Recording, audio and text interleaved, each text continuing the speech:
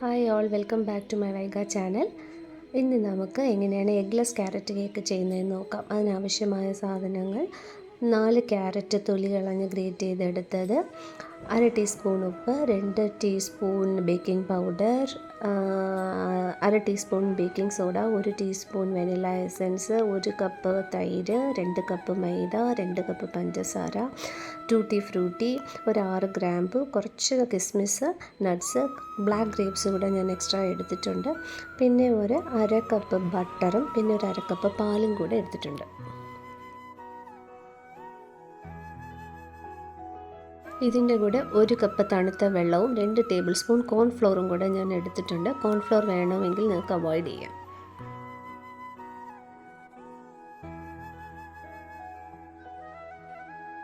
ഇനി കേക്ക് എങ്ങനെയാണ് ചെയ്യുന്നതെന്ന് നോക്കാം. അതിന് ആദ്യമായിട്ട് സ്റ്റൗ കത്തിച്ച് ഒരു പാൻ അടുപ്പത്തിൽ വെച്ചിട്ട് മീഡിയം ഫ്ലെയിമിലാണ് ചെയ്യാനായിട്ട് 1 കപ്പ് പഞ്ചസാര അതിലോട്ടിട്ട് പഞ്ചസാര ഒന്ന് മെൽറ്റായി വരുമ്പോഴത്തേക്കും കുറച്ചൊന്ന് ഇളക്കി കൊടുത്തുകൊണ്ടേ ഇരിക്കുക. ഷുഗർ കാരമലൈസ് ചെയ്യാനാണ് പോകുന്നത്. ഇവിടെ ഷുഗർ കാരമലൈസ് ചെയ്യുമ്പോൾ തീയുടെ ചൂട് വളരെയധികം ശ്രദ്ധിക്കണം. ഒരുപാട് കൂടാനും പാടില്ല, ഒരുപാട് കുറയാനും പാടില്ല.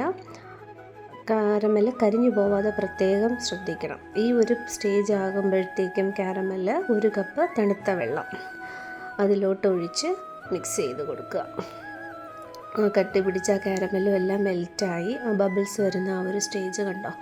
ഈ സ്റ്റേജിൽ നമ്മൾ ഗ്രേറ്റ് ചെയ്ത് വെച്ചിരിക്കുന്ന ക്യാരറ്റ്, പിന്നെ കിസ്മിസ്, ഞാനിവിടെ ഒരല്പം ബ്ലാക്ക് ഗ്രേപ്സ് കൂടെ ആഡ് ചെയ്യുന്നുണ്ട്. ബ്ലാക്ക് ഗ്രേപ്സ്, ടൂട്ടി ഫ്രൂട്ടി, ഇതെല്ലാം ആഡ് ചെയ്യുക. അതിൽ ഗ്രേറ്റ് ചെയ്ത ക്യാരറ്റിൽ ഒരു 2 ടേബിൾ സ്പൂൺ ക്യാരറ്റ് ഞാൻ മാറ്റി വെച്ചിട്ടുണ്ട്, ലാസ്റ്റ് ഗാർണിഷിങ്ങിന് വേണ്ടിയിട്ടാണ്. അത് അവിടെ ഇരുന്ന് തിക്കാകട്ടെ. ഒരുപാട് തിക്കാകണ്ട, ഒരല്പം വാട്ടർ കണ്ടൻറ്റ് വരുന്നത് വരെ അത് കീപ്പ് ചെയ്യുക. അതിനുശേഷം നമ്മുടെ ഡ്രൈ ഇൻഗ്രീഡിയൻസ് ആയ മൈദ, ഉപ്പ്, baking soda, baking powder, cornflour ഇതെല്ലാം 3 പ്രാവശ്യം സീവ് ചെയ്ത് മാറ്റി വയ്ക്കുക. 3 പ്രാവശ്യം സീവ് ചെയ്യുന്നതെന്ന് വെച്ചാൽ എന്നാൽ മാത്രമേ ഇൻഗ്രീഡിയൻസ് കറക്റ്റായിട്ട് മിക്സപ്പായി കിട്ടത്തുള്ളൂ, എന്നാലേ നമ്മുടെ കേക്കിന് നല്ലൊരു ടെക്സ്ചർ വരത്തുള്ളൂ. അതിനുശേഷം മാറ്റി വെച്ചിരിക്കുന്ന 1 കപ്പ് പഞ്ചസാരയിൽ 6 ഗ്രാമ്പും കൂടെ ചേർത്ത് നന്നായിട്ട് പൗഡർ ചെയ്തെടുക്കുക. അടുത്തതായിട്ട് നമ്മൾ വേറൊരു പാത്രത്തിൽ നമ്മൾ എടുത്തു വച്ചിരിക്കുന്ന 1 കപ്പ് തൈര്, 1 ടീസ്പൂൺ വെനില എസൻസ് ചേർത്ത് നന്നായിട്ട് ഒന്ന് ബീറ്റ് ചെയ്ത് കൊടുക്കുക. മാത്രമല്ല, എപ്പോഴും കേക്ക് പ്രിപ്പയർ ചെയ്യുമ്പോൾ ഡ്രൈ ഇൻഗ്രീഡിയൻസ് എല്ലാം ഒരുമിച്ചും ലിക്വിഡ് ഇൻഗ്രീഡിയൻസ് ഒരുമിച്ച് മിക്സ് ചെയ്യാൻ നോക്കുക. ഷുഗർ അല്പമായിട്ട് ആ മിക്സിലോട്ട് ആഡ് ചെയ്ത് ആ ഷുഗറും ആ മിക്സും നന്നായിട്ട് മിക്സായി വരുന്നത് വരെ ഇളക്കി കൊടുക്കുക. അതിനുശേഷം ഒരു 1/2 കപ്പ് ബട്ടർ, ഞാൻ മെൽറ്റ് ചെയ്ത ബട്ടർ എടുത്തു വച്ചിട്ടുണ്ട്. ആ ബട്ടറും ആ ലിക്വിഡിലോട്ട് ഒഴിച്ച് എല്ലാം കൂടെ ചേർത്ത് ഒന്ന് നന്നായിട്ട് മിക്സ് ചെയ്ത് കൊടുക്കുക. ബട്ടർ ഇല്ല എങ്കിൽ ഓയിലും യൂസ് ചെയ്യുക. നന്നായിട്ട് മിക്സ് ചെയ്യുക. ഇപ്പോൾ എഗ്ലെസ്സിന് പകരം എഗ്ഗ് തന്നെ വേണമെന്ന് നിർബന്ധമുള്ളവർക്ക് കേർഡിന് പകരമായിട്ട് ഒരു 4 മുട്ട നന്നായിട്ട് ബീറ്റ് ചെയ്ത് കൊടുക്കുക. ഇതിൻ്റെ കൂടെ ആഡ് ചെയ്താൽ മതി, തൈരിന് പകരമായിട്ട്. ഞാൻ ഇവിടെ വേറെ മിക്സിയോ ഒന്നും തന്നെ യൂസ് ചെയ്തില്ല, ഞാൻ എല്ലാം കൈവച്ച് തന്നെയാണ് ചെയ്യുന്നത്. ഇപ്പം മുട്ട യൂസ് ചെയ്യുകയാണെങ്കിൽ മിക്സിയിലിട്ട് ഒന്ന് മിക്സ് ചെയ്ത് കൊടുക്കുക. നേരത്തെ നമ്മൾ പ്രിപ്പയർ ചെയ്ത് വെച്ചിരുന്ന ആ കാരമൽ മിക്സ് അത് നന്നായിട്ട് ഇപ്പോൾ തണുത്തിട്ടുണ്ട്. ആ നന്നായിട്ട് തണുത്തതിന് ശേഷം മാത്രമേ ഈ ഷുഗർ സിറപ്പ് ആഡ് ചെയ്യാൻ പാടുള്ളൂ, ബട്ടർ ഷുഗർ മിക്സ് ആഡ് ചെയ്യാൻ പാടുള്ളൂ. അതിലോട്ട് നന്നായിട്ട് തണുത്തതിന് ശേഷം അതിലോട്ട് കുറച്ചായിട്ട് ആഡ് ചെയ്ത് മിക്സ് ചെയ്തെടുക്കുക. ആ ക്യാരറ്റും ആ മിക്സും എല്ലാം നന്നായിട്ട് ഇളക്കി കൊടുത്ത് ഒരേപോലെ ഈവനായിട്ട് മിക്സ് ചെയ്തെടുക്കുക.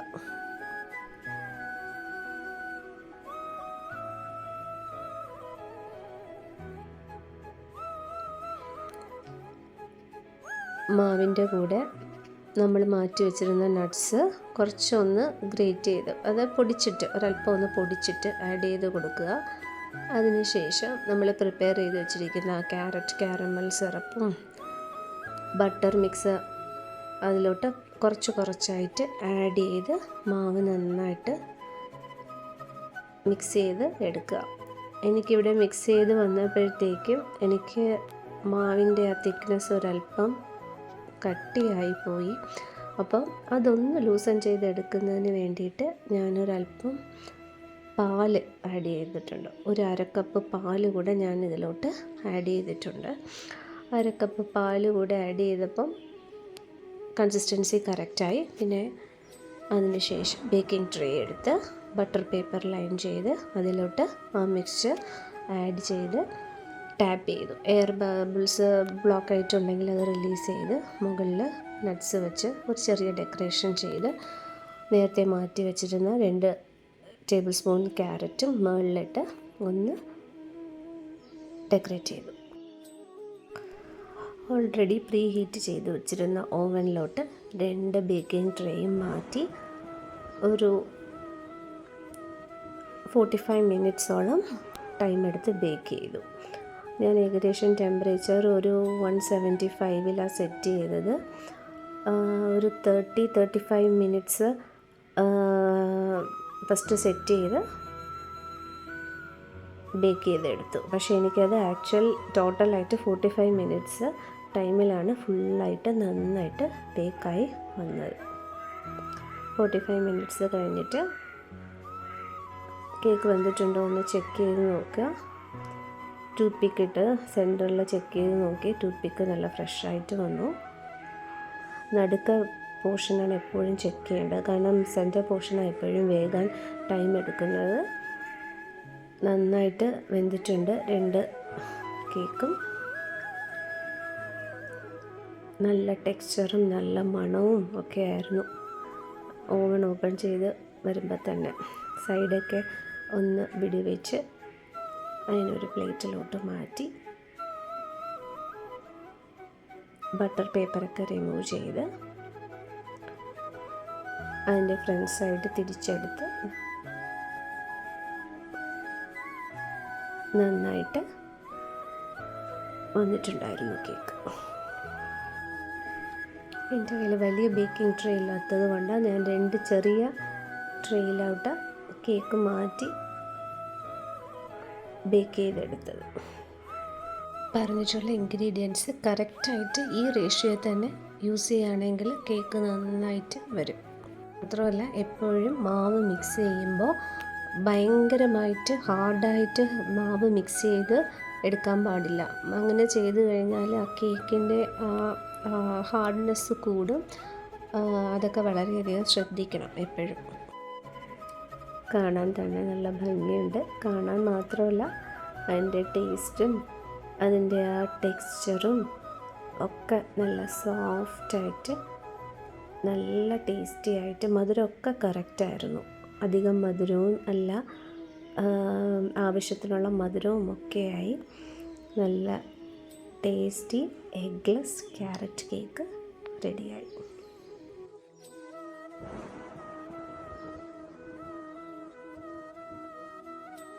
അത് തൊടുമ്പോൾ തന്നെ അറിയാം, പ്രസ് ചെയ്യുമ്പോൾ തന്നെ അത് താഴ്ന്നു പോകുന്നു. അപ്പം തന്നെ മനസ്സിലാക്കാം അത് എത്ര സോഫ്റ്റാണ് ആ കേക്ക് എന്നുള്ളത്. 2 കേക്കും കട്ട് ചെയ്ത് അതിൻ്റെ ആ ടെക്സ്ചർ ചെക്ക് ചെയ്ത് നോക്കി. അത് തൊടുമ്പോൾ തന്നെ അത്ര സോഫ്റ്റായിരുന്നു. അതിൻ്റെ ടേസ്റ്റും അതിൻ്റെ മണവും പറഞ്ഞറിയിക്കാൻ വയ്യ. എല്ലാവരും ചെയ്ത് നോക്കുക. Thank you.